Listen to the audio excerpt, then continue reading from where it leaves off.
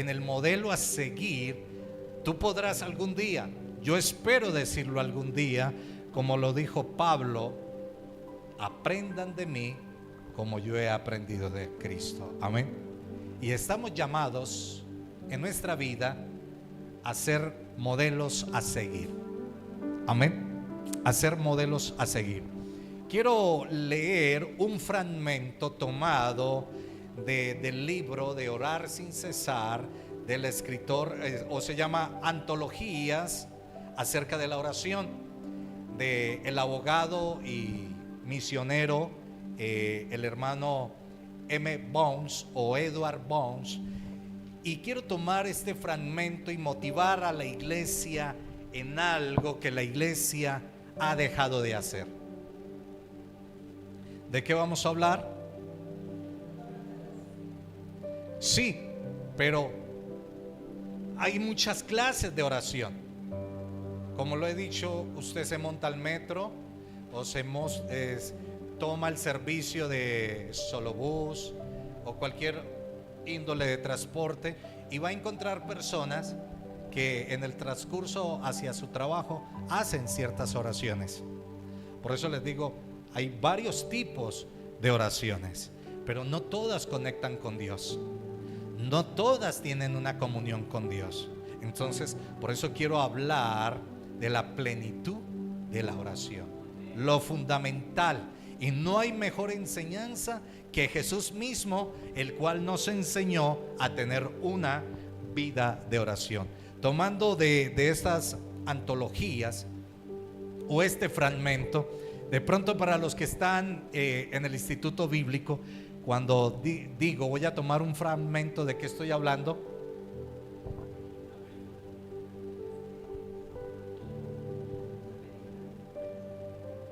Acá está Alexandra que lo enseñó.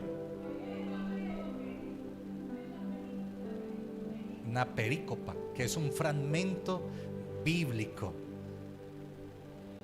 No, el miércoles rajo a todos los estudiantes.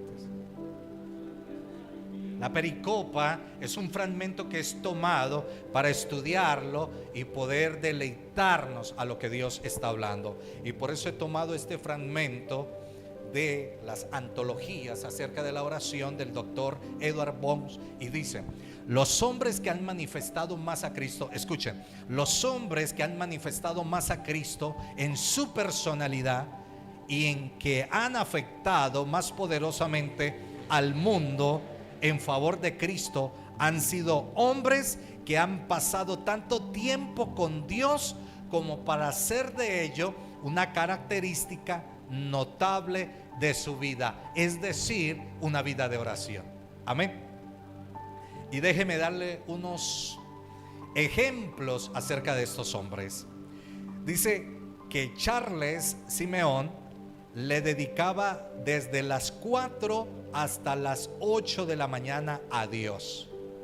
Wesley, el gran evangelista Wesley, pasaba 2 horas diarias en oración. Comenzaba a las 4 de la mañana. Alguien que lo conocía muy bien dijo de él: pensaba que la oración, o pensaba en la oración más que cualquier otra cosa. En su tarea, y lo he visto salir de su habitación con una serenidad en el rostro cercana al resplandor. John Fletcher manchó las paredes de su habitación con el aliento de sus oraciones. Algunas veces oraba toda la noche, además de hacerlo siempre con gran fervor. Gracias, hijo. Toda su vida fue una vida de oración. ¿Cuántos John Fletcher pueden haber acá? Hermano Elkin, gloria al Señor, que Dios lo resucitó a usted, porque lo necesita todas las noches en un tiempo de oración. John Fletcher dice que marcó. Algunos biógrafos dicen que cuando este hombre salía de su habitación, las paredes destilaban como aceite correr por ellas. Las impregnaba del aliento de esa comunión con Dios. Amén. Además de hacerlo siempre con gran fervor, toda su vida fue una vida de oración. No me levanto de mi silla, decía, sin antes haber alzado mi corazón a Dios. Y hoy el cristiano, no los que hay acá, algunos se levantan, se organizan y salen, y de pronto por las noches se acuerdan de decir: Señor, guárdame de cualquier peligro. Y este hombre, antes de levantarse de su silla, entregaba su vida a Dios, pero no con oraciones de 5 pesos. Decía, sin saludar, decía, sin antes de haber alzado mi corazón a Dios. Cuando saludaba a un amigo, escuchen esto, cuando saludaba a un amigo, siempre lo hacía diciendo: te encuentro orando. Lutero dijo: si no dedico 2 horas cada mañana a orar, el diablo tiene la victoria durante todo el día. Tengo tanto que hacer que no puedo seguir adelante sin dedicar 3 horas diarias a orar. Tenía un refrán: aquel que ha orado bien ha estudiado bien. Repito, aquel que ha orado bien ha estudiado bien. El arzobispo Leighton pasaba tanto tiempo a solas con Dios que parecía estar en continua meditación. La oración y la alabanza era su tarea y su placer, dice su biógrafo, el obispo Ken. Estaba tanto tiempo con Dios que se decía de que él estaba enamorado de Dios.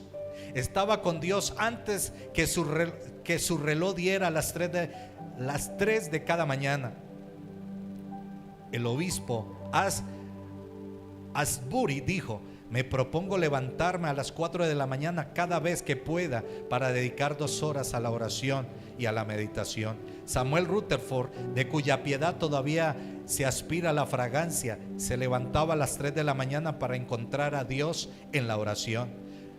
José Alleine se levantaba a las 4 para su tarea de orar hasta las 8.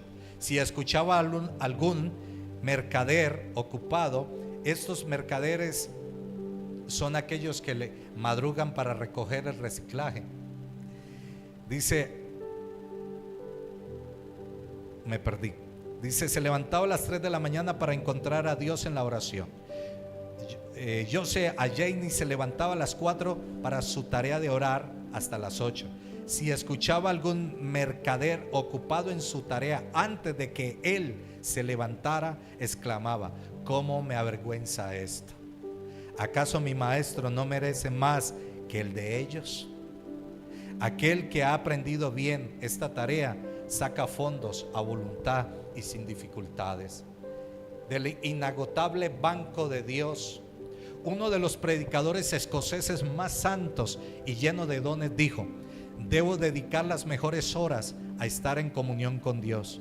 Es mi ocupación más noble y provechosa, y no debo arrojarla en un rincón.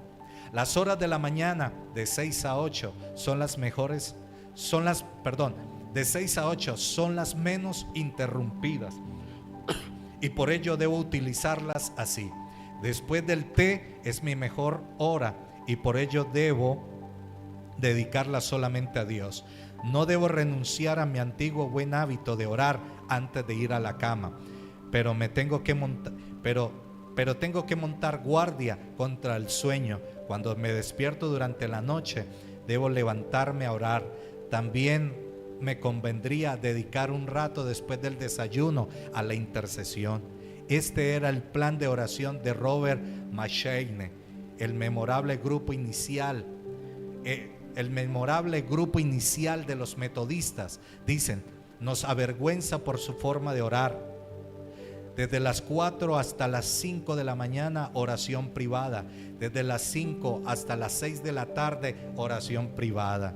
John Welch, el maravilloso y santo predicador escocés, pensaba que el día estaba malgastado si no pasaba de 8 a 10 horas de oración. Tenía una manta en la que se envolvía para orar cuando se levantaba de noche. Su esposa se quejaba cuando lo encontraba tirado en el piso llorando. Él respondía: pero mujer, tengo que responder por las almas de 3,000 personas y no sé qué es de muchas de ellas. Acá hay unos pequeños y cortos ejemplos de algunos predicadores que dedicaron su vida a la vida de oración. En estos últimos días, la ciudad de Medellín, hablo de Medellín porque sé que en otras ciudades también, han tenido la visita de algunos predicadores. Por ende, en esta semana, el día jueves y viernes, hubo un evento que se llama Recarga Ministerial, y solamente eran para pastores. Era de 8 a las 6 de la tarde, jueves y viernes.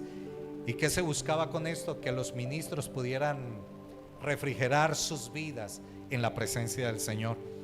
Hace poco hubo un evento en Envigado que estuvo la visita de Juan Carlos Harrigan.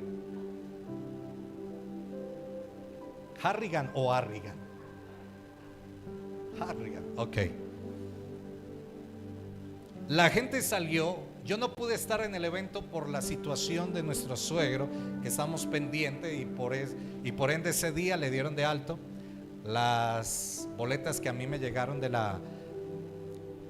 Amén, me llegaron de Amén y de la Federación de Iglesias, yo las doné. Hablé con algunos y por ende fue un tema que traté en la mesa pastoral. La gente salió maravillada del evento y de ambos eventos, pero hay una gran diferencia entre la unción y el avivamiento. Escucha bien, yo llego y cuando he ido a un lugar, Dios me ha usado, he ministrado, he visto milagros de Dios. Mi pregunta es, cuando yo me vaya, ¿qué hay de aquellos que estuvieron en el evento? Fueron tocados por la unción que había en mí. Esa es la unción. La unción toca al individuo cuando es ministrado, pero el avivamiento transforma el individuo y la persona sale, aunque el ministro que visitó ya esté en su país, ese está viviendo en avivamiento. Esta es la diferencia de uno que visita, de alguien que imparte su unción al que establece el avivamiento. Hay una gran diferencia. Y muchos salieron contentos, y yo le decía a los pastores, ¿y cuántos de esos sus vidas fueron transformadas y cambiadas? Y yo le decía, nosotros como pastores tenemos que enseñarle a la iglesia, al rebaño, que el avivamiento es más profundo que la unción. La unción te tocó y te hizo sentir un momento, pero el ministro salió con la unción. ¿Y qué pasó con el que fue ministrado? Al otro día siguió igual. Por eso necesitamos que los que visiten nuestra ciudad traigan una transformación, que la iglesia sea transformada. Y avivamiento va más allá de un milagro.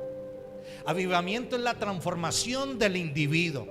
Avivamiento es cuando yo determino rendir mi vida y decir: mi hogar necesita un cambio, mi hogar necesita a Cristo, mi hogar necesita que Cristo sea premiante todos los días. Eso es avivamiento, cuando el fruto de mi transformación se da. Muchos me preguntaron y me dijeron: pastor, qué pesar que usted no pudo estar. Dije: no. ¿Sabe por qué? Porque el Dios que él busca es el Dios con el cual yo me encuentro todos los días. Así de sencillo. No necesito y no tengo nada en contra de los predicadores, pero la iglesia se acostumbró a toques, no a cambios. La iglesia de Jesús, la iglesia primitiva, marcó la diferencia. La iglesia de hoy, escuchen bien, la iglesia de hoy busca los milagros. La iglesia primitiva buscaba las almas. ¿Sí ven la diferencia de la iglesia de Cristo? La primera iglesia que fue constituida en Jerusalén, su preocupación eran las almas, y cuando buscaban las almas, los milagros venían a ellos. ¿Sí ve? Cuando el Espíritu Santo vino sobre el último día del Pentecostés, el último día de la fiesta, Él trajo un avivamiento. ¿Y quiénes fueron los primeros que cambiaron? Los discípulos. Dejaron de ser lo que eran. Ese es el peso de la unción al peso de la gloria de Dios. La iglesia de hoy está acostumbrado al toque de la unción, pero la iglesia primitiva está acostumbrada a la gloria Shekinah, a la gloria que transforma, a la gloria que cambia, a la gloria que renueva. Amén. Fui testigo de un joven por el cual oramos, y estábamos en una montaña bien alta, lo último de Santander, se llama el Hato Santander, y cuando fuimos a orar por él, el Señor le dijo a este joven, estaba en silla de ruedas, el Señor le habló antes de y le dijo: ¿qué vas a hacer cuando te levantes de esa silla? Y el joven empezó a llorar a lo que Dios le habló. Y cuando entendimos, dice que él había sido creyente desde muy niño, y llegó un momento que empezó a revelarse a Dios, y en cierta salida había un evento sobre una congregación, y este joven fue invitado y dijo: no tengo tiempo para eso, tengo un paseo. Y el joven se fue, y cuando el joven se tiró al río, golpeó su cabeza. Desde ese día quedó en una silla de ruedas. Una cosa es el toque y otra es la gloria Shekinah de Jehová, la gloria que cambia. Por eso Dios sabía cuál era la condición de él. Y cuando este joven alzó su mirada y dijo: volveré a Dios, desde ese día empezó a caminar una vez más. Porque la unción te toca. Cuando nosotros miramos las epístolas de Timoteo, Pablo dice: y ten en cuenta lo que has recibido por la imposición de manos. Y lo que recibió Timoteo fue el ministerio, fue el equipamiento para ejercer su ministerio. No te conformes con la unción, confórmate y llénate con la gloria Shekinah de Jehová. Por eso los que estuvieron en aquel día en el aposento, todos fueron transformados a horas muy tempranas, y esto revolucionó el mundo entero. Lo que necesitamos es que el Señor traiga un avivamiento a nuestra tierra. Necesitamos que la Shekinah de Jehová llene los templos que están fríos. Y no por las temperaturas ni por los cambios de clima, sino porque hemos descuidado nuestra comunión con Dios. Amén. Estos hombres marcaron la diferencia. Esos hombres, su preocupación era la comunión con Dios. Más que ser vistos, ellos pagaban el precio. Todavía estoy hablando de 1800 hombres que se levantaron y que de hoy se sigue hablando de ellos. Mira este hombre que se encerraba en su habitación y sus oraciones impregnaban los muros, y dicen los biógrafos que las paredes destilaban aceite de esas oraciones que quedaban impregnadas por el amor por las almas.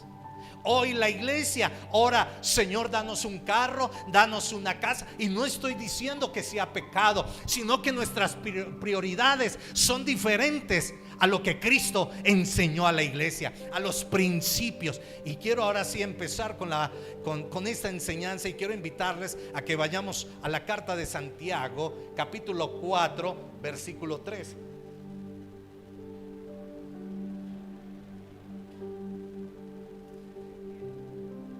Santiago 4:3 dice, mire, nos está hablando acerca de la oración. Dice: pedís. Y cuando dice pedís, es porque hay una acción de pedir, de orar, ¿sí o no? Pero mire que Santiago nos va a enseñar que hay muchas clases de oraciones. Y dice: pedís, coma, y no recibís. Esas oraciones no tocan el trono de Dios. Esas oraciones no tienen cambios de nada. Y el contexto de esto es porque pedís mal. ¿Y por qué pedimos mal, Señor? Dice, para gastar en vuestros deleites.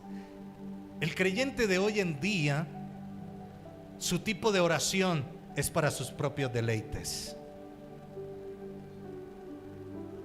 Sus enfoques es para sus necesidades. Y miren, lo que el Señor quiere es que la iglesia de hoy vuelva, como dijo el profeta, a las sendas antiguas. Los dones se van a acabar, dice la Biblia, pero los que van a permanecer, o lo que va a permanecer, es la palabra de Dios. Un creyente bajo la soberanía de las Escrituras es alguien que permanecerá. Es alguien que es estable, que cuando habla, sus palabras testifican lo que es. Cuando habla, Cristo es reverenciado en sus palabras. Su lenguaje es diferente, su contexto es diferente. ¿Por qué? Porque en Él hay una plenitud de lo que es la comunión con Dios. Amén. Cuando yo tenía 17 años, así les digo a ustedes, 17 años, escuché un gran predicador de México. Dicen los más cercanos que cuando este hombre caminaba por las calles, algunos decían que este hombre soltaba destellos de luces. Destellos. Y era un hombre que no tocaba a nadie cuando oraba por ellos. Decía él, porque no se trata de mí, sino de Él en ellos. Y le llamaban el amigo del Espíritu. No permitía que lo grabaran. Decía, porque no quiero la gloria para mí, porque nada de esto es mío, sino de aquel que me llamó. Tenía 17 años cuando escuché a este hombre hablar. Por muchos años, en la ciudad de Bucaramanga se hicieron los eventos internacionales. Tuve la oportunidad de estar con José Muñoz. Para la juventud de hoy se desconoce quién es José Muñoz, pero para los viejitos de la iglesia, José Muñoz es el fundador de Príncipe de Paz. En el año que yo lo conocí, ya había fundado más de 3,000 iglesias en todo el mundo. 3,000 iglesias por todo el mundo, sin contar las locales. Y cuando se hablaba de José Muñoz, se hablaba de un enamorado de Dios, que el secreto de él era la oración, y que no hacía nada sin antes ir a la presencia de Dios. Y en esa oportunidad tuve la oportunidad de estar con el gran evangelista Steve Fatton, judío, y pude ver milagros por montón. Y recuerdo que él tomaba el micrófono y decía, si hay alguien que está enfermo y lo cree, será sanado en Jesús. Solamente decía esto Steve Fatton, y lo aprendió a decir en español, porque era judío. Y yo recuerdo que en ese momento yo estaba observando la gloria de Dios cuando alguien me cayó por detrás y casi me toca decirle a Steve Fatton, ore por mí, porque casi me quiebran la columna. Y en ese evento conocí a un panameño, un joven de 19 años, un moreno alto, aún lo recuerdo. Y José Muñoz lo pasa a ministrar y yo pensé que iba a cantar, porque José Muñoz dijo: íbamos a recibir de la adoración de nuestro hermano, y lo pasan, un panameño, y solamente pasa y empieza a caminar y toma su saxofón y empieza a interpretar el instrumento, y los enfermos empezaron a ser sanados. Y estoy hablando de una cruzada de señales y milagros. Por eso les digo, la unción tiene un peso, la gloria de Jehová tiene otro.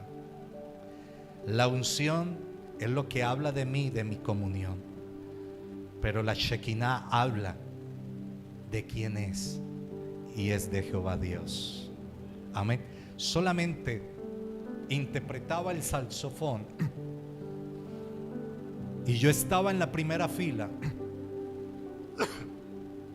Yo servía en la cruzada y por ende era de los que custodiaba.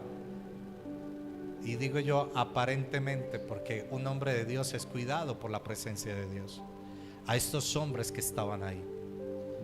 Y recuerdo que en aquellos tiempos no habían camerinos para los grandes predicadores. Y en esas noches de cruzadas yo podía ver de 10 a 15 predicadores que venían de diferentes países, y todos estaban en la tarima sentados y adorando a Dios, porque todos ahí venían para recibir y ministrar. Mire que todo ha cambiado, la esencia ha cambiado, y la esencia no puede cambiar. Podrán cambiar las formas, pero hoy a veces se muestra más al hombre que a quien llamó a ese. Amén. Por eso tenemos que vivir en la plenitud de la oración. Permítame recordarles rápidamente una idea acerca de la oración, y ahí lo podemos ver en la pantalla. Dice: la oración no es simplemente un acto religioso o una práctica ocasional, porque no todos tienen una comunión de oración. No todos lo tienen como hábito diario al poder estar en el Señor.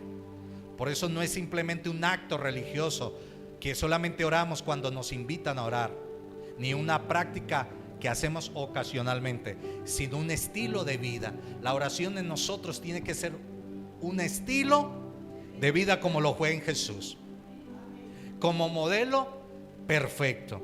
Nos enseña Jesús cómo debemos orar, y cómo debemos orar con una relación profunda y constante con el Padre. ¿Cómo debe ser nuestra oración? Profunda y constante. ¿Con quién? Con Dios. Que Santiago no sea una realidad para nosotros como iglesia.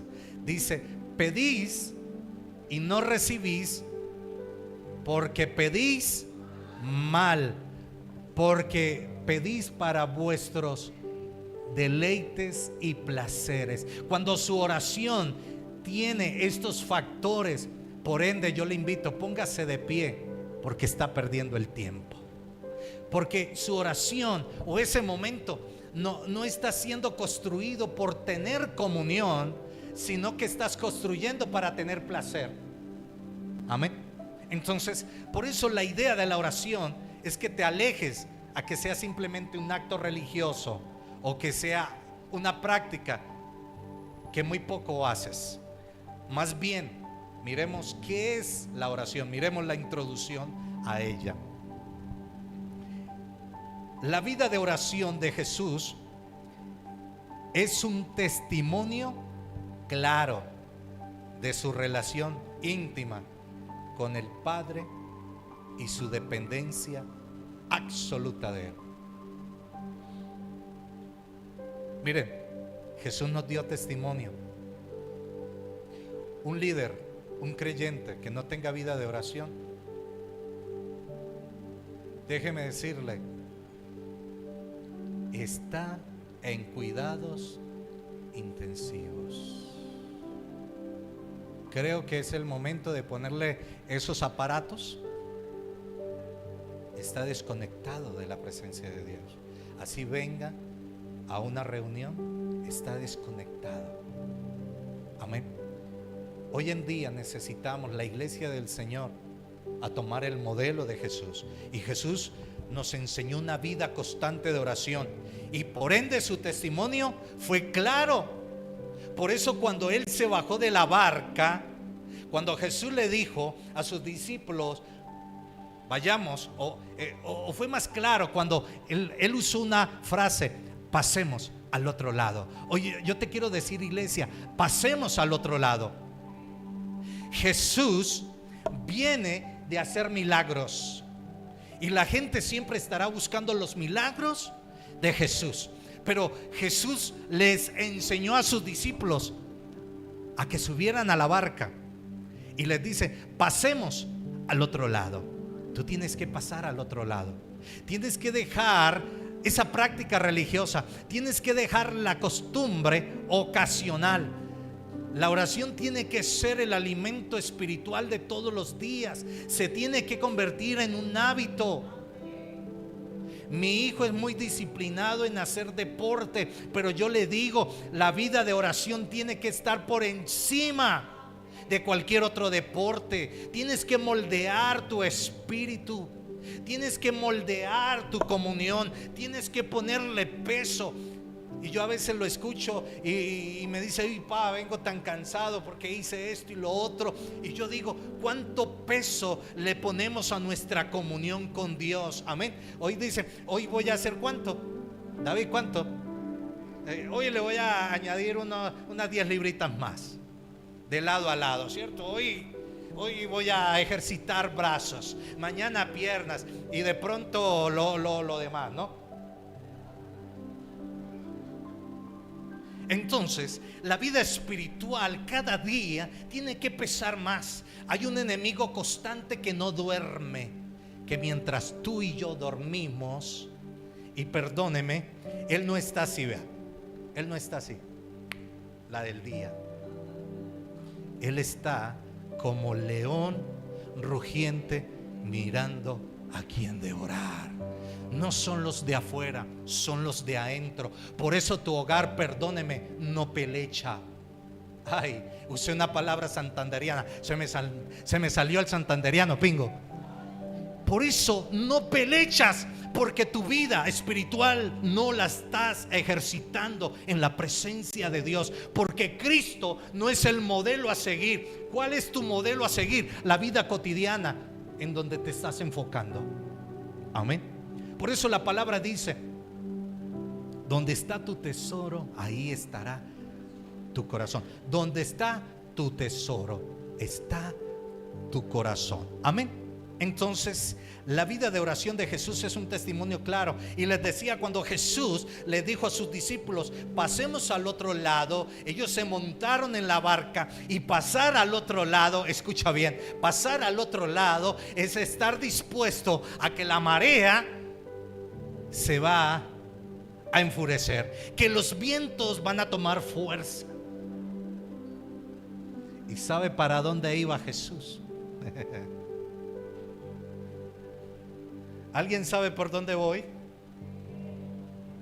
Cuando Jesús dice y lleva a sus discípulos a pasar al otro lado, les está diciendo: pasemos a otro nivel, no te conformes con los milagros, entremos a la comunión. Cuando Jesús enseña esto y los discípulos están motivados en la barca, los vientos se hicieron fuertes. Tal vez tu economía empieza a ser tocada. Tal vez la barca empieza a sentir que se va a quebrar, y de pronto alguno de aquellos que iban en la barca se le acercó y le dijo: Jesús, levántate, deja de dormir, ¿no ves que perecemos? ¿Usted cree que Jesús estaba dormido? Mientras yo y el Padre trabajamos, ustedes duermen. Jesús lo que estaba era en un momento de reposo. Posiblemente había cerrado sus ojos, posiblemente puso su cabeza en la popa de la barca, pero Jesús tenía todos los sentidos puestos en aquel que le había llamado. Y por eso cuando él escuchó, es lo que estaba esperando, porque pasar al otro nivel es un nivel de dependencia total de Jesús. Ay, alguien diga amén. Cuando tú determinas pasar a otro nivel, cuando tú determinas dejar el acto religioso, cuando tú determinas esa manera ocasional de vez en cuando que vas a la presencia de Dios y determina entregar tu vida, pasar al otro lado, la barca se va a sentir amenazada, los vientos van a soplar queriendo destruirte. Pero Jesús se levantó y reprendió, y dice que hubo una gran bonanza. Y cuando Jesús puso nuevamente sus pies en tierra, había uno que le estaba esperando y le dice: Hijo del Dios Altísimo, ¿qué tienes contra mí? Porque Satanás sabía que cuando Jesús lleva, ay santo, cuando Jesús lleva a la iglesia a otro nivel, es una amenaza para él, y él sale al encuentro de aquellos que han determinado pasar al otro nivel. Y por eso el endemoniado de la región de Gadara estaba ahí esperando y recibió a Jesús, porque el primero que sale a recibir es el diablo. Ahí sí puedes decir: el diablo hermano. Amén. Entonces ese endemoniado que atormentaba, que asustaba, que nadie podía pasar por ahí, que los que se atrevían a amarrarle siempre salían golpeados, porque dice que había una fuerza en él que reventaba los grilletes, reventaba todo, y andaba desnudo, porque así es que Satanás quiere ver al ser humano desnudo, vuelto nada espiritualmente. Amén. Y cuando el endemoniado ve a Jesús poner su pie en tierra, sale a recibir y reconoce quién era. Hijo del Dios Altísimo, ¿qué tienes contra mí? Ay, santo. La diferencia de la unción al peso chequiná de la gloria de Dios. Los demonios tiemblan, los demonios reconocen, y desde una, mire, esa presencia chequiná llevó al demonio a adorar: Hijo del Dios Altísimo, porque reconocer te lleva a adorar. Amén. ¿Qué tienes contra mí? Sabía que Jesús, y mire, los demonios trataron de evitar que Jesús llegara allá. Las circunstancias van a tratar de que tú llegues al otro nivel, que tú pases al otro lado. Amén. Y por eso los demonios, esos, y no me imagino cualquier clase de demonio, eran principados que alteraron los vientos, que alteraron la mar. ¿Se ve? Las olas se levantaron, los vientos se hicieron más fuertes, y solamente Jesús pudo ordenar que hubiera bonanza. No te conformes con un toque, pasa al otro lado.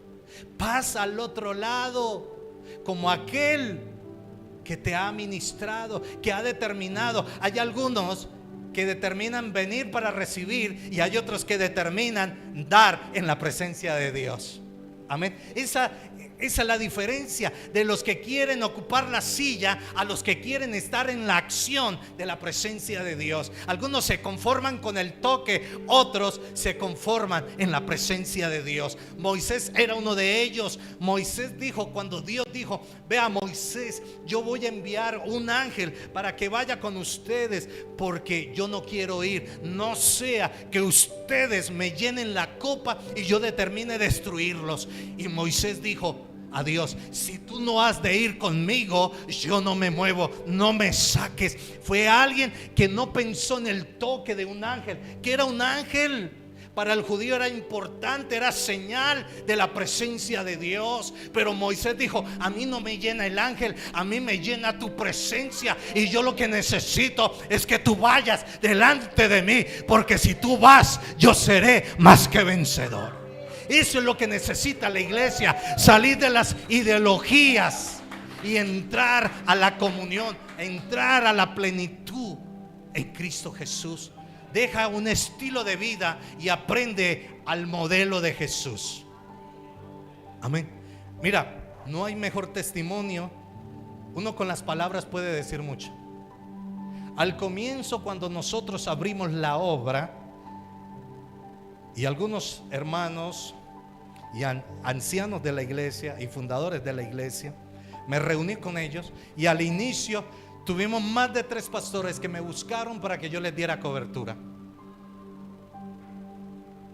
Y para nosotros empezar y dar cobertura, uno dice: wow, la gente nos está buscando, los ministros. Es que no se trata de dar cobertura, se trata de la dirección de Dios. Y yo les dije a ellos: déjenme orar. Y eran pastores que vinieron de otra ciudad para hablar conmigo. Y yo les dije: no se trata de mí, sino qué es lo que Dios quiere acerca de ustedes. Y de pronto para la junta en ese momento fue algo especial. Y yo les dije: no nos conformemos con eso, porque esto requiere de mucho compromiso. Y siendo nosotros cobertura de ellos, implica que nosotros estemos pendientes de cada movimiento de ellos. De que hayan diferentes congregaciones que dicen camino, santidad y poder, eso a mí no me llena. A mí lo que me llena es que de este movimiento hayan vidas transformadas y cambiadas por el poder de Dios. Por el poder de Dios. Que sea la plenitud de Dios abarcando y dando cobertura a estos propósitos. Y no volvieron más. Yo entendí que ellos lo que estaban buscando era el favor de la iglesia. Más, porque yo les dije: vamos a orar y vamos a meternos. Y lo que Dios me diga se lo va a decir a ustedes también. Como que no les sonó la idea. Porque esto iba a demandar un tiempo de oración. Esto iba a demandar un tiempo de entrega a los propósitos. Amén. Vean, mis hermanos, hoy en día hay muchos que quieren ser pastores. Muchos. Y nadie sabe lo que implica esta tarea. Nadie implica que aún tienes que renunciar a tu propio descanso, a tu propio sueño y a tu propia familia. Esto implica la obra del Señor. Por eso yo te digo, si hay algún amigo que nos está visitando, valora el pastor que Dios te ha puesto. Valora la congregación donde Dios te ha puesto. Porque esto implica muchas responsabilidades. Esto implica que constantemente yo tengo que morir a mí y que Él crezca en mí. Amén. ¿Usted cree que a mí no me gustaría un domingo no madrugar? Y más cuando está lloviendo. ¿Usted cree que a mí no me gustaría decirle a mi esposa un domingo: ay, amor, son tantos años, ¿por qué no nos vamos a descansar hoy? Me gustaría como familia hacerlo, porque mi familia debe estar primero por encima del ministerio. Ese es el orden de Dios. Pero mientras las cosas se dan, yo tengo que seguir al frente de la barca. El estar Jesús con su cabeza en la popa significa que Jesús estaba al frente. Y Jesús tiene que estar al frente de tu situación. Y lo que pasa hoy en día, que como creyente buscamos a Jesús, es cuando el problema ya está. ¿Cierto que sí, iglesia? No lo buscamos antes de, y perdóneme la expresión, lo buscamos después de que las metimos todas. Ay, Señor, ay, pastor, ¿será que? ¿Y por qué voy a? No, es que, ¿y por qué no me buscaste antes de? Para que hubiésemos buscado la dirección de Dios. El pastor no puede solucionarte el problema. El pastor no puede quitarte el problema, pero Dios sí lo puede quitar. Es más, ni Dios lo va a quitar. Él te va a ayudar a salir de él. Pero los problemas son herramientas que Dios nos pone para que nosotros maduremos. Las situaciones que tú estás pasando son las que el Señor está permitiendo para que tú pases de nivel, para que tú llegues a esa presencia. Amén. Y por eso el endemoniado, no el individuo como tal, sino lo que estaba en él, reconoció quién era Jesús, Hijo del Altísimo. Amén. Y sabía que Jesús venía como el dermatólogo, al grano. Y Jesús le dijo: ¿y cómo te llamas? Me imagino a Jesús hablando en hebreo. ¿Y cómo te llamas? Y él abrió esos ojos, porque unas pepas así grandes como buey abre un endemoniado. Y me dijo, ¿qué me dijo? Me llamo Legión, porque somos muchos. ¿Quieres ser pastor? Bienvenido. Aprende a pastorear tu casa. Aprende a ordenar tu casa. Aprende a darle el lugar que cada uno en tu casa necesita, y ahí podrás enfrentarte a Legión. Y cuando Jesús le dijo, sal de ahí, Legión le hizo una petición: déjanos, sabemos que tenemos que salir porque tú eres la autoridad y tú nos vas a sacar de acá, pero déjanos echarnos en el hato, en el rebaño de esos cerdos, porque el demonio busca inmundicia. Y cuando tu corazón no está lleno de Dios, el demonio buscará entrar en ese corazón.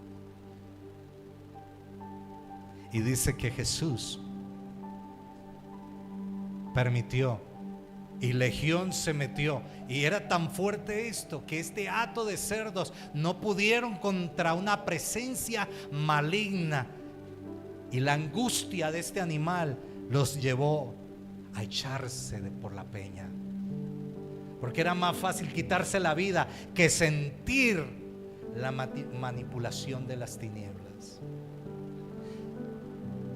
Por eso hay vidas hoy quitándose la vida sin saber por qué. Por eso hay hogares que se están destruyendo sin saber por qué. Y muchos dicen, si veníamos bien, ¿qué pasó? Por eso hay hijos tomando armas y asesinando a sus propios padres. Por eso hay un esposo quitándole la vida a su esposa y luego a sus hijos pequeños, porque hay un ambiente espiritual que está buscando dónde reposar, está tratando de esconderse de la presencia de Dios, pero nadie podrá esconderse de la presencia de Dios. Nosotros necesitamos, amada iglesia, es ser portador del modelo de Jesús. Amén. La primera infancia, cuando les preguntan, ¿y qué quieres ser cuando niño? Cuando grande, le dicen al niño, yo quiero hacer esto. Ya muy pocos dicen, yo quiero ser como mi papá. Anteriormente uno decía eso. Hoy en día no, los niños tienen otros modelos. Pero ¿por qué el modelo más especial de casa ellos no quieren ser? ¿Qué están viendo esos pequeños de papá y mamá? Que están buscando parecerse a otro menos a los que tienen en casa. Y esto yo lo hablaba en un comité de primera infancia. ¿Qué está pasando con nuestra niñez? Porque los hogares han permitido la entrada a muchas cosas que permitir la entrada a Jesús, la entrada que sea Dios quien predomine nuestros hogares. Amén. Por eso necesitamos, número uno, una oración íntima con el Padre. Necesitamos vivir una vida íntima con el Padre. ¿Qué es esto? La oración de Jesús comienza con el deseo de estar en la presencia del Padre, a pesar de estar rodeado de gente y con una misión urgente. Su prioridad era la relación con el Padre. Iglesia, quiero hacer una pregunta y quiero que usted sea lo más franca. No conmigo, sino con Dios. ¿Dios es tu prioridad? Si tú te pones la mano en tu corazón, tú podrás responderte a ti mismo: ¿es Dios la prioridad en mí? ¿O es tu trabajo? ¿Es tu empresa? ¿Tu hobby? ¿Tu deporte? ¿O es Dios la prioridad en ti? Jesús nos mostró la oración como la relación íntima con el Padre. ¿Qué dice Lucas 5:16? 5 versículo 16.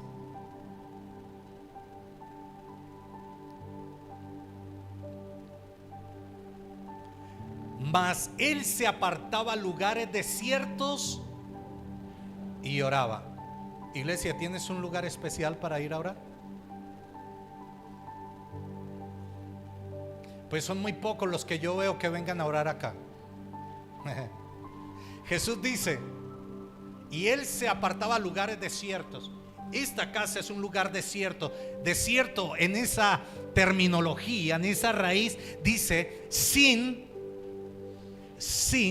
estorbos, sin distracciones. En la casa del Señor es un lugar para venir a orar que no tiene estorbos ni distracciones. Pero uno va a los lugares de oración y la iglesia puede tener 100 personas y solamente el 0.1% son los que vienen a orar, porque Dios no es la prioridad número 1 en su vida. ¿Sí ve? ¿Cuántos trabajan de lunes a sábado? Ay, bendito, tenemos una iglesia que no trabaja.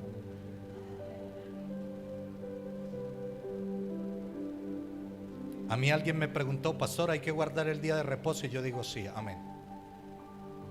Yo soy de los predicadores que digo que el día de reposo hay que guardarlo. Pero no estoy diciendo que debe ser el sábado. Es el día que tú tienes para buscar a Dios.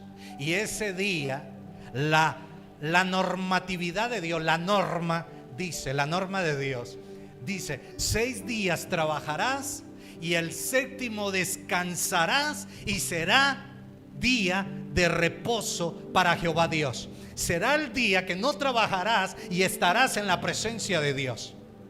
¿El día de reposo será realmente para Dios?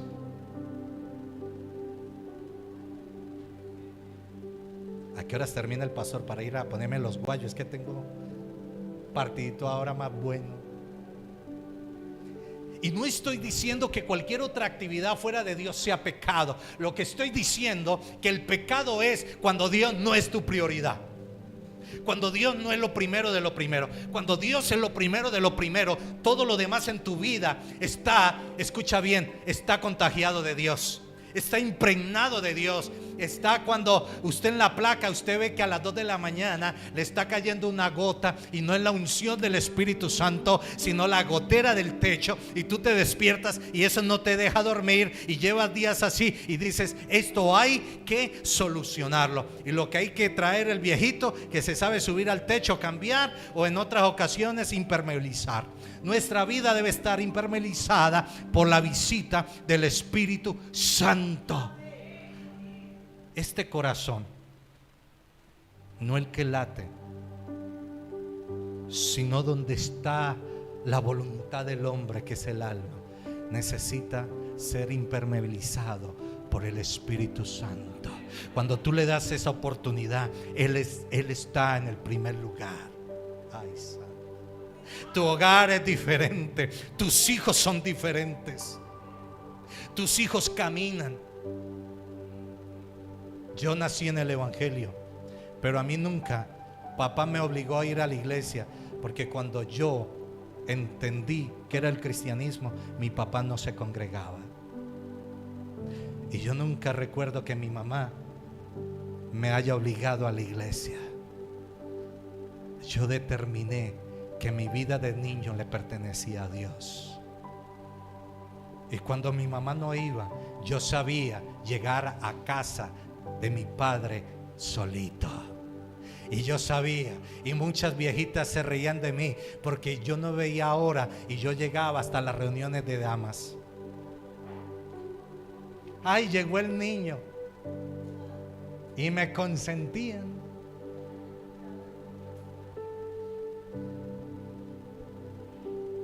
Porque cuando usted da lugar al Señor, Dios te da el lugar a ti. Cuando tú honras a tu Señor, Él te honra con todo lo que Él ha creado. Este es mi hijo, amado. Pero si tú honras otras cosas, no esperes que Dios te honre, porque Dios no tiene obligación con nadie. Es que Dios no tiene nada que hacer, ya Dios todo lo hizo. Amén. Nosotros tenemos que alinearnos con lo que ya fue planificado por Dios, por lo que Dios ya estableció. Por eso la oración modelo de Jesús nos enseña una relación íntima con el Padre. Por eso Jesús en Lucas nos enseña esto. Lucas 5:16 dice lo siguiente: mas él se apartaba a lugares desiertos y oraba. ¿Cuántas veces oras en el día? Pastor, yo oro 3 veces: en el desayuno, almuerzo y comida. Ahí están las 3. Yo soy como Daniel. La Biblia dice que Daniel oraba 3 veces al día. Sí.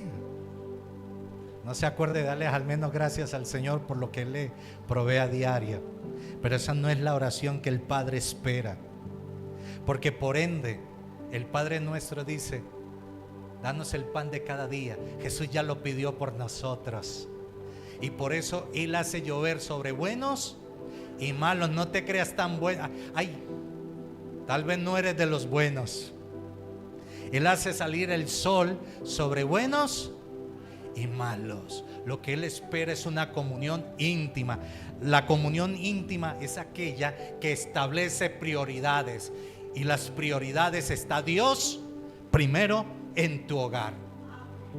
Amén. Yo conocí una pareja de pastores en Bucaramanga.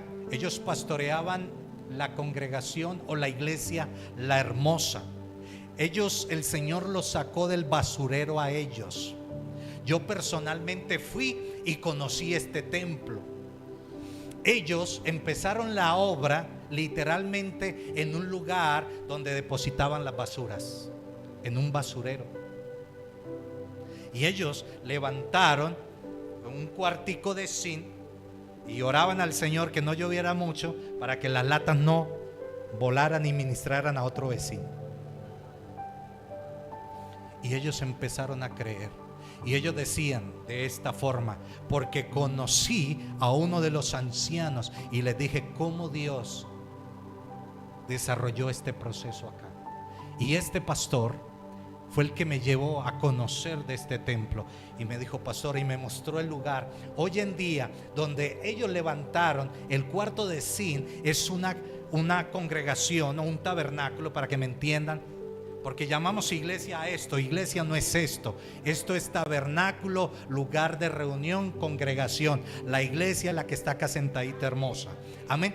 Entonces, hoy en día hicieron un tabernáculo de intercesión, donde únicamente se reúnen a orar. Y lomita arriba está el templo, y levantaron un templo como construcción judía. Los que salieron de oler a basura y de sentir la basura cambiaron lo que eran. Y ellos decían: Señor, hoy te damos gracias por el lugar en que estamos, pero mañana estaremos arriba. Y ellos miraban el lugar donde iban a construir el templo, y es un lugar que tiene una altura de 3 pisos. Eso es inmenso, es grande. Y el altar tiene los 2 altares: el lugar santo y el lugar santísimo. El lugar santo es donde ministran, y el lugar santísimo es a quien reverencian como testimonio a la santidad de Dios. Y nadie pasa a ese lugar, ni niños ni grandes, porque saben lo que está simbolizando ese lugar. Y tienen la cortina que ilustran el templo cuando se rasgó, y tienen un cortinal inmenso, hermoso, pero está abierto por la mitad porque Cristo lo abrió. Los que estaban en la basura, ¿y sabe cómo construyeron y trabajaron en la visión? El pastor y la pastora dijeron: tenemos que hacer algo, tenemos que trabajar, porque si no hacemos nada nunca lo vamos a lograr. Y empezaron a construir colchas. ¿Alguien sabe qué es colcha? eran como sábanas, y iban y compraban retazos y consiguieron una maquinita vieja de esa Singer que tenía ruedita, y se turnaban y hacían colchas, y mientras estaban turnando, unos salían a vender sus colchas mientras otros la fabricaban, y de esta forma construyeron, hicieron real la visión que Dios les había entregado. Porque no se trata de dónde estás, sino de quién está en tu corazón. No se trata del lugar, sino de quién está en tu corazón. Amén. Y ellos creyeron, ellos confesaron, y esto no fue de un día para otro. Trabajaron meses, trabajaron años, nunca perdieron la visión. Amén. Y cuentan las buenas lenguas, porque por ahí dicen, ay, contaron las malas lenguas. No, hay lenguas buenas también. Y me contaron que la más brava del ministerio era la mujer, y la que más usaba a Dios era la mujer, a la pastora. Pero esta mujer siempre le dio el lugar a su esposo. Y cuando yo llegué al lugar y me presentaron la pastora, y sí, era una mujer de temple. Inclusive mi esposa, ¿te recuerdas cuando nosotros estuvimos en ese templo una vez? Y no estuvimos en el templo grande, sino en el templo de la oración. Yo la llevé a ella y vio un lugar hermoso, muy grande, pero por fuera vio la visión que ellos habían trabajado. Y sí, la mujer de esos templos que hablan como buena santanderiana. Y de pronto al rato salió un señor de una habitación. Yo lo vi que salió, cerró la puerta, y ella nos dijo: ese es mi amado pastor. Y el hombre tenía el ministerio de la oración. Permanecía horas en ese cuarto y solamente salía del cuarto y pasaba al altar para predicar. Si tú no tienes un lugar de oración, si el Señor no es tu prioridad, no pretendes que la vida sea diferente para contigo, que la vida te trate bien cuando tú no sabes tratar al dador de la vida, cuando tú no sabes honrar al dador de la vida. Pon a Dios en el primer lugar, que tu oración sea íntima con el Padre. Deleítate con el Señor tu Dios. Por eso el salmista dijo: deleítate en el Señor Jehová tu Dios, y Él te concederá las peticiones de tu corazón. Si en tu vida no hay deleite, un ministerio productivo es un ministerio deleitado en la presencia de Dios. No es el que habla mucho, es el que se muestra en Dios. Amén. Porque como les decía, uno puede decir muchas cosas, pero nuestras acciones pueden mostrar todo lo contrario. Y el pastor me decía: mira, esta mujer es de un temple y ella dice no y es no. Pero siempre supo darle lugar y ha sabido darle lugar a su esposo. Y Dios la usa a ella en milagros y en profecía, porque tiene un ministerio profético. Pero esta mujer está sujeta a su esposo, porque la palabra dice: la mujer honre y respete a su esposo. Si hay alguna mujer casada en este lugar, dígame amén. Gracias, suegra. Esté sujeta a su esposo, porque esto honra a Dios, porque esto alaba a Dios. Pero la tarea grande la tiene el esposo. Cuida de tu esposa como vaso más frágil, como Cristo cuida a la iglesia. Purifícala por medio de la palabra, santifícala, vela por ella, dese por ella. Vea, yo quiero decir algo, y ya que vi a algunos jóvenes, levante las manos las jovencitas. Las jovencitas de 25 para arriba, pues.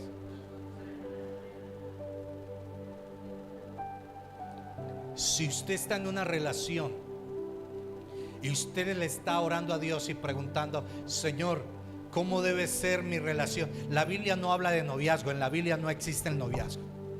Con esto le tumbé su teología. Búsqueme en la Biblia noviazgo y no aparece, porque para Dios no existe el noviazgo, existe matrimonio. ¿Sí ve la diferencia? Y para ellas que están yo le llamo esto el trance al matrimonio. Ese que es tu novio, el que va a ser tu novio, te tiene que tratar como Dios te trata a ti. Si él no te trata como Dios te trata a ti, te voy a decirlo y con mucho respeto, no sirve. Perdóneme, no sirve. Porque Dios no te va a escoger marido. Tú tienes que escoger, pero ese a quien tú vas a escoger tiene que ser imagen y semejanza de aquel que te llamó a ti. Ay, alguien dígame. Y esto es igual para el hombre soltero. ¿Cómo debe ser aquella cosita, aquella tsunamita? Tiene que ser una mujer que sea reflejo de Dios, que lo que salga de ella, porque de la mujer sale virtud, de la mujer sale sabiduría, de la mujer sale esencia de Dios. Amén. ¿Sí me están entendiendo? Porque yo voy a decir como Pablo, y esto no lo dice Dios, lo digo yo, Pedro: mejor te hubiese a ti quedarte sola o solo, pero por causa de la olla pitadora, por causa de las concupiscencias, por causa de las pasiones, yo te aconsejo que te cases para que no te estés quemando. Pero de mi parte, sirve mejor uno solo que mal acompañado. Y lo que les acabé de decir es Biblia, y es la doctrina de Pablo para aquello que llamamos noviazgo. Mejor le fuera quedarse solito, solita, pero por causa de los deseos, por causa de las concupiscencias, mi consejo, y ahora sí el Señor, te cases para que no te quemes. Pero recuerda, Dios no va a escoger por ti.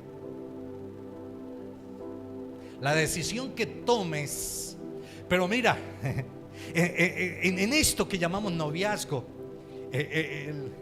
el tigre sabe qué color ponerse. Cuando se trata de enamorar, va a mostrar lo mejor.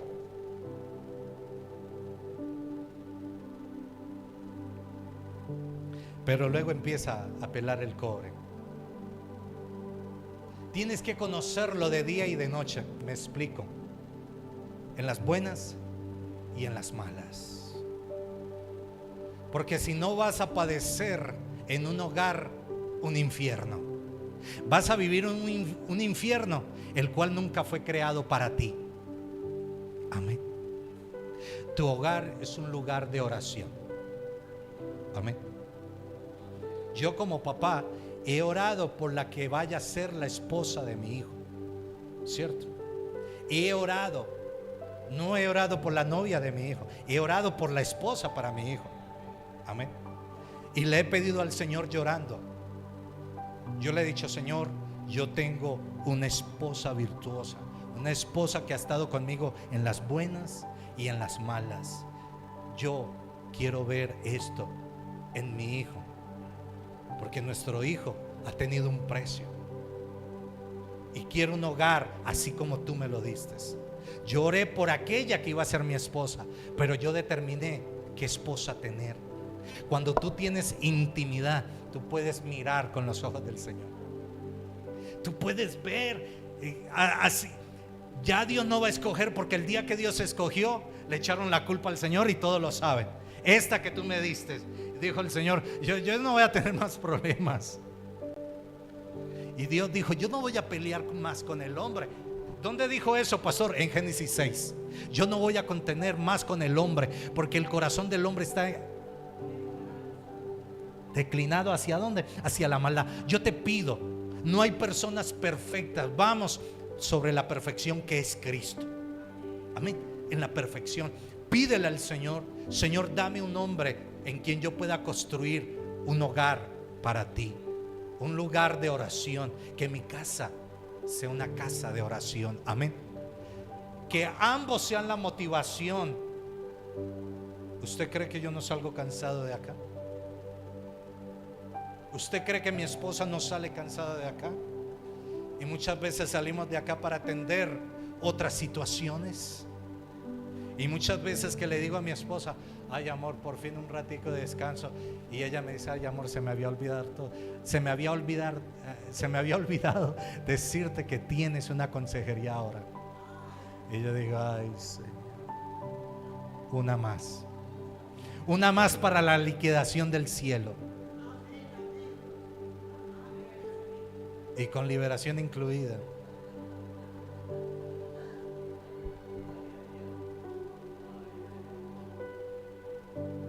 Si cansa el trabajo emocional, laboral, usted sabe todo lo que cansa una vida espiritual. Amén. Pero solamente uno depende de Dios. Lo segundo es una dependencia total de Dios. Juan 15:5, Josué, por favor. La oración como dependencia. Lo primero en Jesús fue la oración íntima con el Padre. Él se intimaba con el Padre. Lo segundo que Jesús hace es que tiene una dependencia total del Padre. Juan 15:5 dice: yo soy la vid, vosotros sois los pámpanos. El que permanece en mí y yo en él. Es que yo puedo buscar a Jesús por un beneficio, ¿no? Habían muchos que buscaron a Jesús por el beneficio, y Jesús lo sabía. Y estos siempre son los que reclaman la bendición. Pastor, ¿y para cuándo es? Y pastor, para Jesús, ¿qué te habías hecho? Hace 3 días te estábamos buscando. Y Jesús les dijo: ¿y vosotros para qué me buscáis a mí? Me están buscando por el milagro, porque esta gente venía de haber visto un milagro donde Jesús había alimentado a 9,000 personas. Ay pastor, 5,000. Sí, es un milagro repetido. En una ocasión 5,000, en otra 4,000. 9,000 hombres, más familias, esposas, hijos. Y Jesús estaba cansado, se aisló, porque Jesús se aislaba. ¿Sabe dónde descansaba Jesús? No en Dubái. Y le quedaba cerquita para ir a Dubái. Le quedaba ahí cerquita a Turquía. Le quedaba cerquita el Jordán. Y Jesús sí tenía derecho a decir: estoy cansado. Porque Jesús, para ir a hacer una visita y orar por un enfermo, tenía que caminar muchas ocasiones 3 días. Ay hermano Elkin, ¿será que usted puede ir a orar? Claro que sí, pastor. Hermano, pero es que hay que caminar 3 días. No, pero yo voy a orar desde acá en la casita, porque la oración del justo puede mucho. Pero Jesús iba. Jesús caminó. Y más cuando se trataba de un amigo. Jesús sabe tratar bien sus amigos. Ay, si yo hubiese estado allá, yo me paro y grito, digo amén. Jesús sabe tratar a sus amigos. Jesús dijo: ya no os llamaré siervos, sino mis amigos, pero si hacéis lo que yo os mando. Por eso Juan dice: yo soy la vid, vosotros los pámpanos, y el que permanece en mí y yo en él, este lleva mucho fruto. Hay cristianos que no dan fruto. Hay cristianos que se creen más santos que otros y solamente se la pasan toda una vida señalando y criticando. Pero uno no ve cambios. Sus oraciones son oraciones efímeras, no tocan a nadie, pero sí andan mirando los defectos de todos para señalar y criticar. Y no crecen. Pasan los años en una congregación, o pasan los años de congregación en congregación, pero sus vidas espirituales son neófitas. La mayoría de ellos son neófitos. Hablan diciendo lo que escucharon decir del altar, pero no porque hayan tenido una relación con la palabra viva del Señor. Ay pastor, la Biblia muestra a ver dónde. No, ahí lo dice. Yo sé que la Biblia, porque yo una vez lo escuché decir de mi pastor. No se trata de lo que diga tu pastor, se trata de lo que tú aprendes de las escrituras.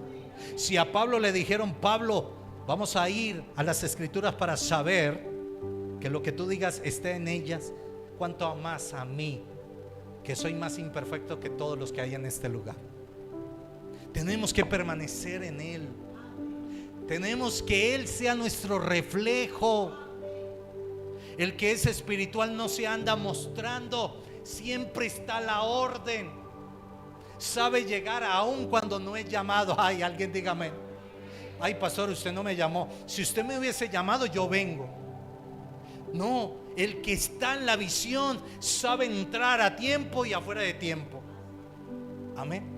Sabe responder a tiempo y afuera de tiempo, porque está conectado, porque es el mismo Espíritu. Amén.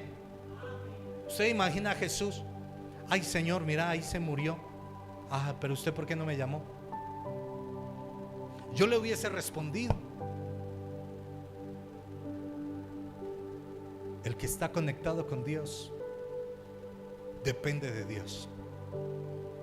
El que es espiritual no sabe hacia dónde va.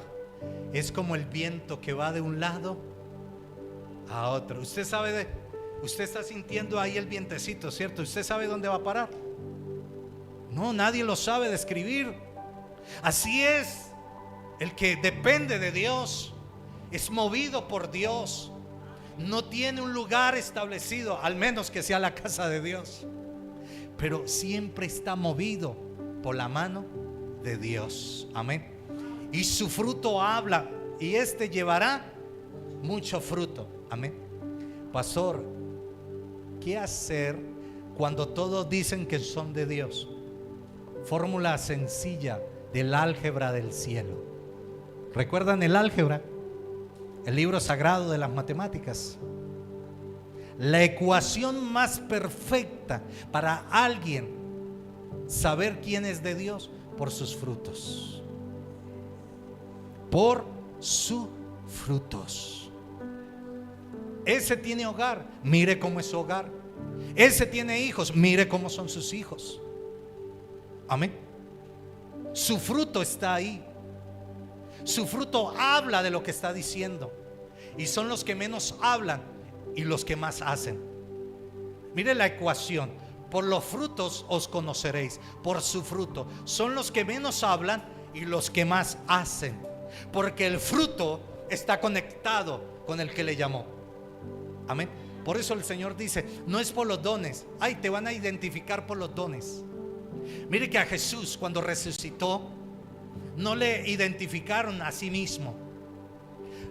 Camino a Emaús, toda una mañana, toda una tarde, Jesús caminando con ellos, y no identificaron hasta el momento en que Jesús partió el pan.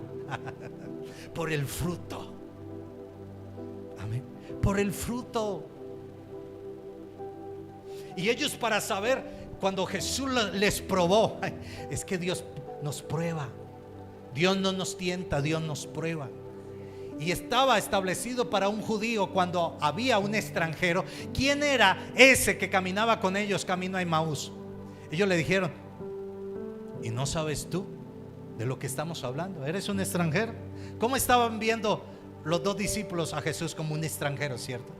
Y Jesús los probó con el pensamiento de ellos.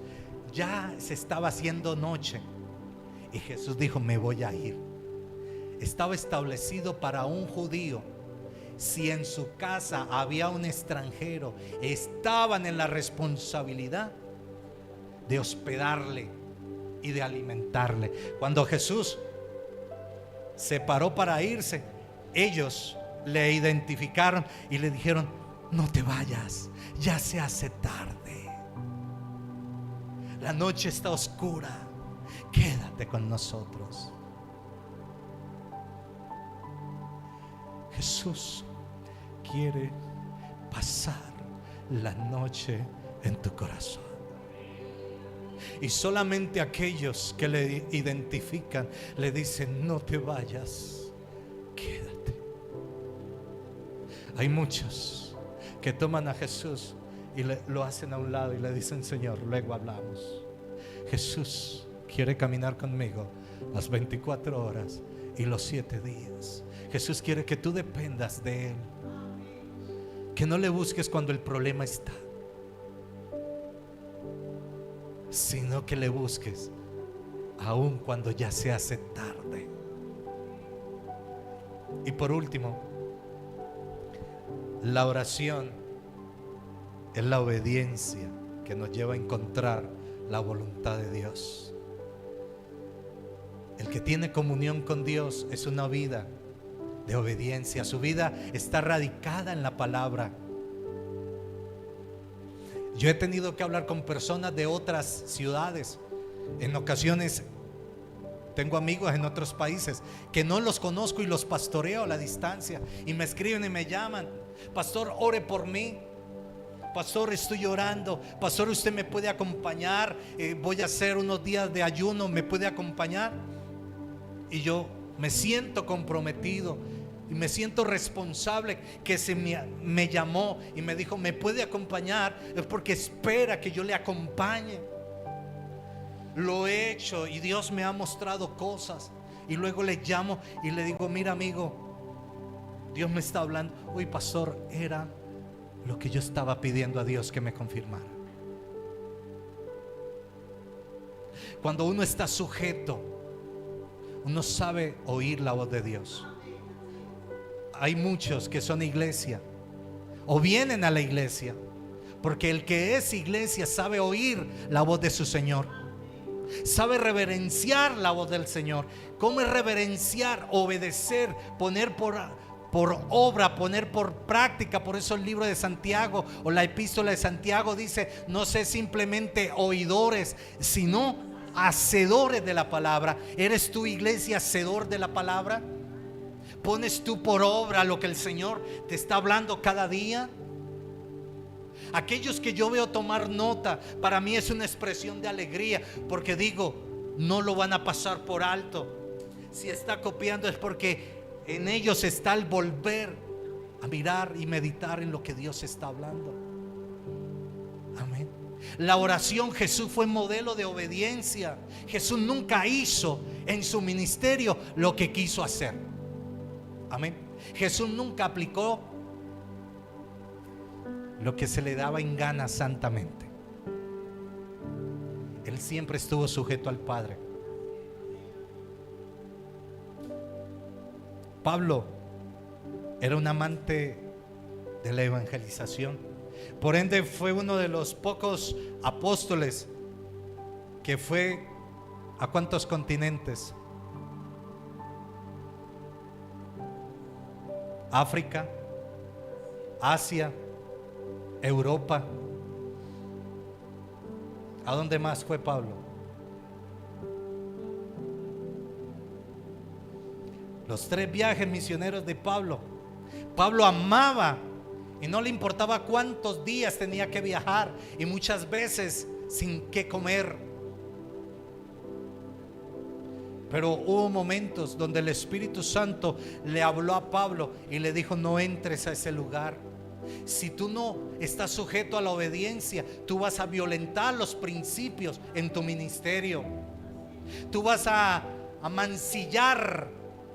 Cuando usted escucha esta palabra, ¿a qué se refiere?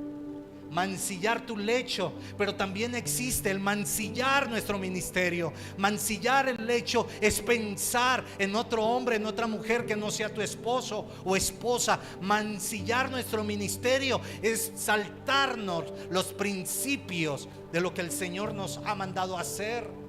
Y a veces hemos mancillado nuestro llamado y queremos hacer por nuestra... Ay, pastores, que yo nací así, así yo soy y nadie me va a cambiar. A mí me da mucho que pensar una persona así que le sirva a Dios. Para mí no me sirve, y menos a Dios, porque Dios está sujeto a su propia palabra. Dios no hace nada por su propia cuenta. Él está sujeto a la palabra. Por eso la oración como obediencia a la voluntad de Dios. Si a nosotros nos cuesta los principios de la palabra, es porque no tenemos una vida íntima con el Padre, no tenemos una vida dependiente al Padre, y menos vamos a tener una vida de obediencia.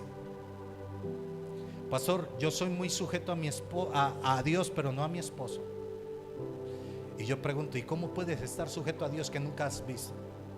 Y rechazas a tu esposo. ¿Qué dice la Biblia acerca de eso?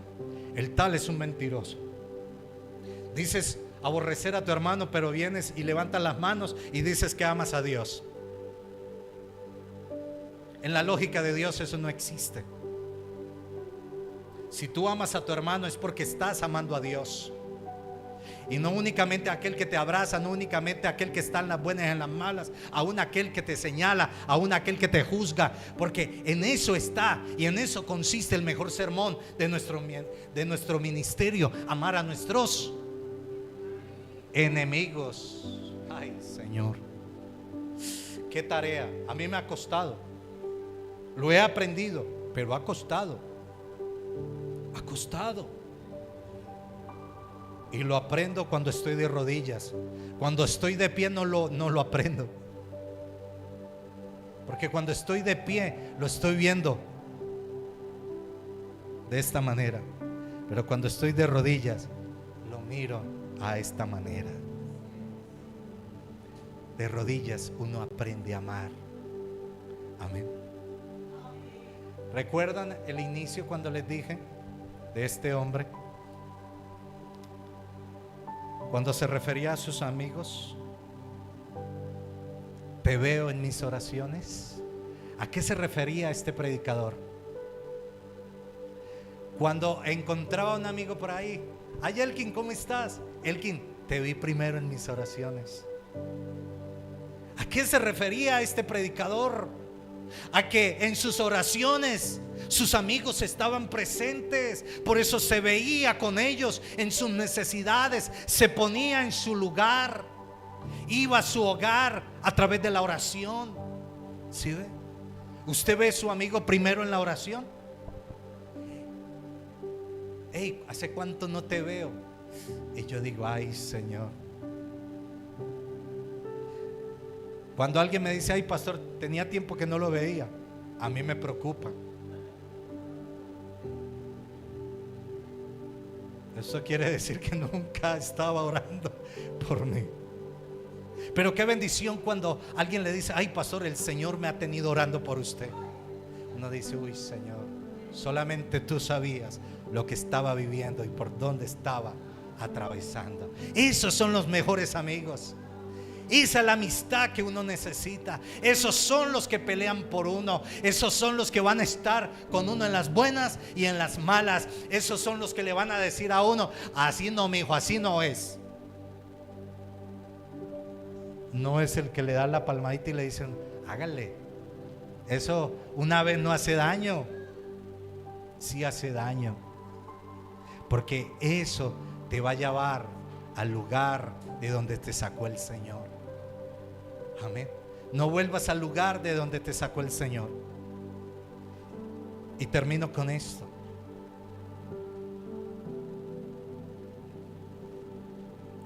La vida de oración de Jesús es el modelo perfecto para el creyente.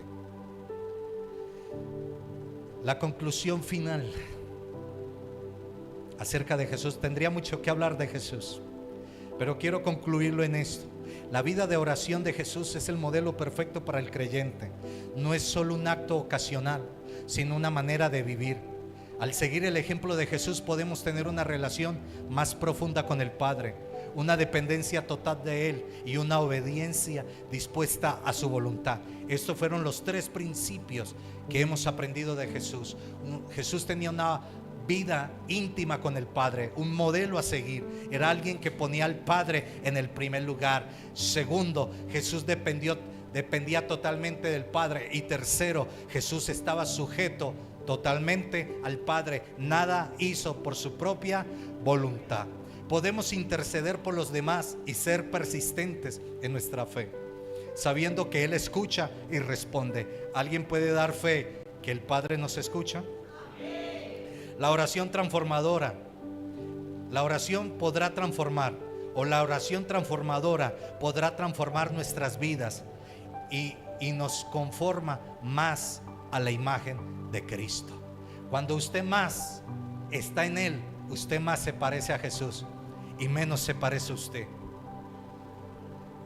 A usted no le han dicho por ahí: ay, yo te veo más lindo hoy. A usted no le han dicho: